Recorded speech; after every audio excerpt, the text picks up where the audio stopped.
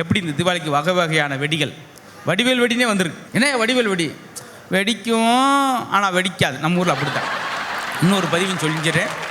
வெடிக்கும் போது ஒரு சில வெடிகள் வெடிக்காமல் இருந்தால் கூட வருத்தப்படாங்க, இப்படி ஏமாற்றிட்டானேன்னு வருத்தப்படாங்க.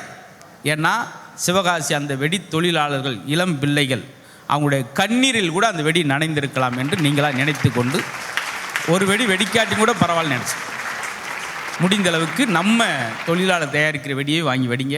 நம்ம ஊரில் அவ்வளோ தொழிலாளர் இருக்காங்க, நம்மளை ஊக்கப்படுத்துங்க. அப்படி போயிட்டு வரீங்களா, ஷோரூமில் போயிட்டு வரீங்களா, தீபாவளிக்கு 3 நாள் போன வாரம் முடிச்சுட்டு வரும்போது அங்கே 10,000, இந்த ஷோரூமில் 8,000 எடுத்திருந்தா கூட தெருக்கடையில் போட்டிருப்பாங்க, சார் 200 தான் சார் 2 சட்டை, அவங்கட்டி வாங்குங்க. உங்களுக்கு பிடிக்குதோ பிடிக்கலையோ வாங்குங்க.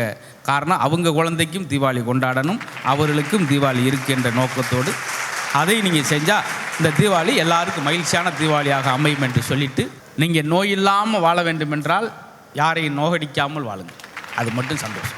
இந்த மேடையிலையும் ஏறக்குறைய உங்களை சந்தோஷப்படுத்திய தவிர வேறு எதையும் இருக்காது.